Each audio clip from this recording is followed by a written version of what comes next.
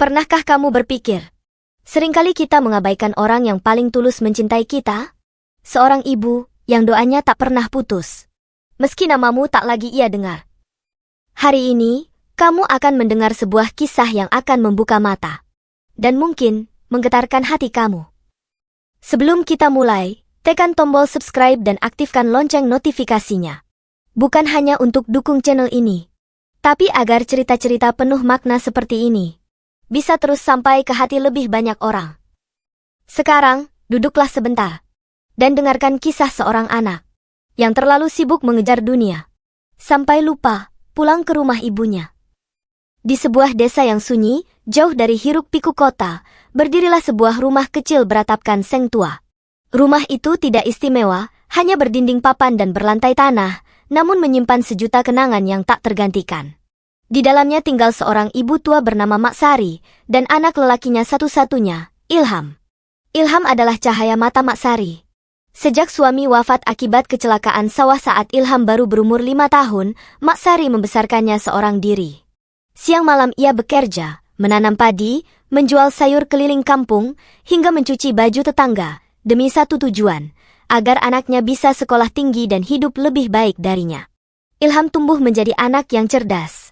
Sejak kecil, ia rajin belajar. Mak Sari sering menahan lapar agar bisa membeli buku-buku bekas untuk Ilham. Ia tak pernah mengeluh, meski tubuhnya mulai rapuh termakan usia. "Kamu harus sekolah yang tinggi, Le," kata Mak Sari suatu malam, sambil mengelus rambut bayinya yang tertidur di pangkuannya. "Jangan seperti Mak, yang cuma bisa nulis nama sendiri." Ilham mengangguk pelan dalam tidurnya, seolah hatinya menangkap doa yang tak diucapkan dengan keras-keras. Tahun berganti. Ilham berhasil lulus SMA dengan nilai terbaik. Ia diterima di universitas negeri di kota besar. Mak Sari menjual satu-satunya kambing yang ia pelihara selama 5 tahun untuk membiayai ongkos pertama Ilham ke kota. "Kambing ini hadiah dari bapakmu dulu, waktu kamu lahir," bisiknya sambil menahan tangis. "Tapi demi masa depanmu, Mak rela." Ilham pun pergi ke kota. Awalnya ia masih rajin menelepon, bertanya kabar, mengeluh soal tugas kuliah. Tapi perlahan, suara itu mulai menghilang. Telepon jadi jarang, pesan pun tak dibalas. Mak Sari tetap sabar. Ia menunggu di depan rumah saban sore, memandangi jalan tanah yang mengarah ke jalan raya. Waktu berlalu. Ilham lulus kuliah dan langsung mendapat pekerjaan bergengsi di perusahaan besar. Gajinya besar, penampilannya berubah. Ia mulai memakai jas, berdasi, dan bergaul dengan kalangan elit. Namun pada saat yang sama, sesuatu dalam dirinya berubah.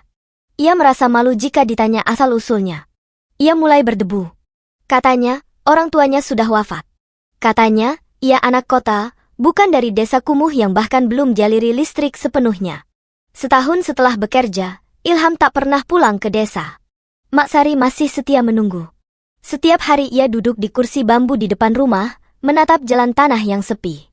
Di tangannya selalu ada selembar foto Ilham saat wisuda, foto yang ia peroleh dari tetangga yang mencetaknya dari Facebook. "Le, kapan kamu pulang?" "Mak kangen banget, Nak." Suara itu lirih, seperti doa yang terbang entah kemana. Tiap lebaran datang, tetangga-tetangga pulang dengan mobil dan oleh-oleh. Sementara Mak Sari duduk di beranda dengan harapan yang kandas. Tahun demi tahun, Ilham tak juga datang. Dia sibuk. Itu penting. Ia tak ingin mengotori sepatunya dengan lumpur desa. Suatu malam, Mak Sari jatuh sakit. Tubuhnya mengomel, batuknya berdarah. Tetangga membawanya ke puskesmas terdekat.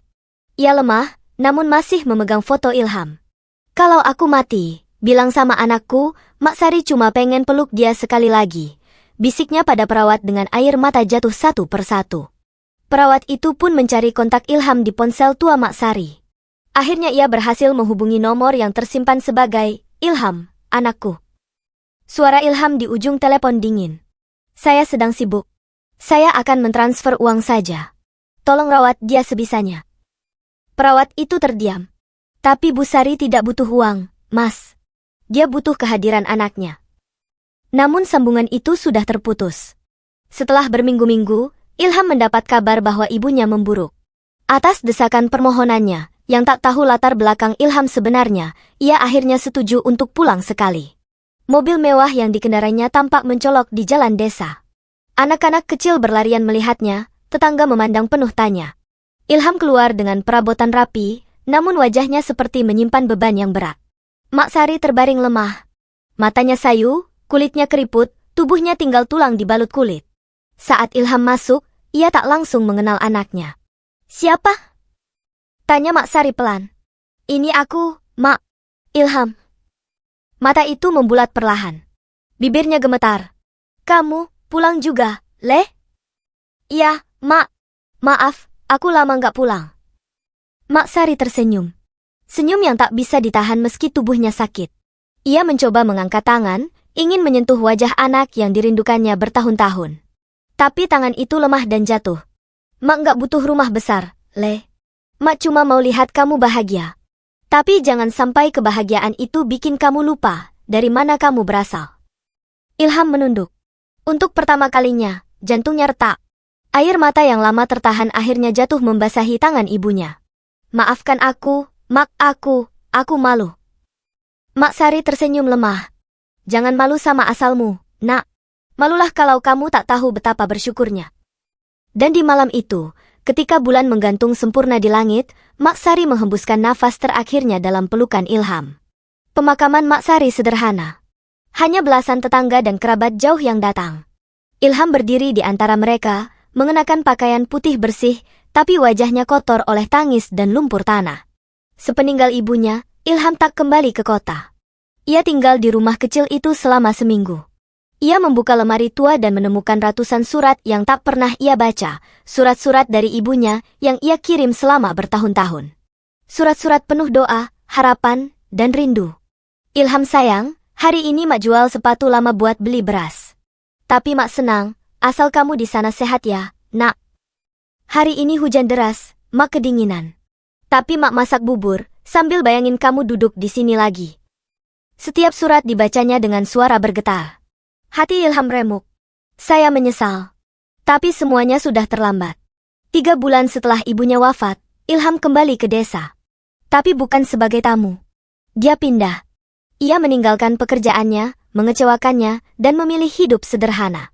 Ia mengubah rumah ibunya menjadi perpustakaan kecil untuk anak-anak desa. Ia mengajar mereka membaca dan menulis. Ia membacakan dongeng, seperti yang dulu dibacakan ibunya saat malam-malam hujan. Di atas meja kecil di tengah perpustakaan itu, ia meletakkan bingkai foto Mak Sari dan sebuah papan kecil bertuliskan, "Terima kasih, Mak. Aku pulang. Dan kali ini, aku tidak akan pergi lagi." Hari-hari berlalu, dan Ilham tak lagi menjadi orang yang sama. Rambutnya kini dibiarkan acak-acakan, bajunya sederhana, dan tangannya mulai kasar karena setiap hari ia membantu warga desa, membangun saluran air, memperbaiki jalan setapak, hingga mengajar di sekolah dasar setempat. Anak-anak menyukai Ilham. Mereka menemukan Kak Ilham, dan setiap hari mereka memenuhi perpustakaan kecil peninggalan Mak Sari. Ia mengajarkan mereka menulis puisi, membaca buku cerita, bahkan menulis surat untuk orang tua mereka. "Kalau kalian rindu sama ibu kalian, tulislah surat. Meski mereka ada di samping kalian, surat itu akan jadi kenangan suatu hari nanti," ucap Ilham pada suatu sore. Dia tahu, dia tidak akan bisa menghapus masa lalunya. Tak ada yang bisa mengembalikan waktu. Tapi ia bisa mengubah masa depan orang lain, membuat anak-anak ini tidak mengulangi kesalahan yang sama. Malam-malam sunyi tak lagi membuat Ilham gelisah. Ia kini sering duduk di beranda, seperti yang biasa dilakukan Mak Sari dulu. Menatap langit penuh bintang, dan sesekali menulis di buku catatannya sendiri. "Dulu aku menolak asal-usulku. Kini aku merindukannya setiap hari," tulisnya pada suatu malam. Setahun setelah kematian Mak Sari, Ilham menulis sebuah surat panjang. Bukan untuk siapa-siapa, hanya untuk ibu, yang kini telah damai di sisi Tuhan. Ia pergi ke makam ibunya yang ada di balik bukit, di bawah pohon jati yang rindang. Dengan perlahan, ia duduk di samping nisan itu. Ia membuka surat yang ia tulis, dan mulai membacanya dengan suara pelan. "Mak, hari ini perpustakaan kita sudah punya 50 buku baru. Anak-anak makin rajin datang. Bahkan ada yang bilang ingin jadi penulis.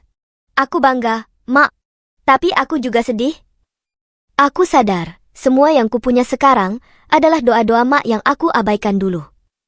Andai waktu bisa kembali, aku tak akan membiarkan Mak menunggu di beranda sendirian." Air matanya jatuh lagi. Namun kali ini bukan hanya karena penyesalan. Tapi karena cinta yang akhirnya dia mengerti, cinta seorang ibu yang tak pernah meminta balas, hanya ingin anaknya kembali.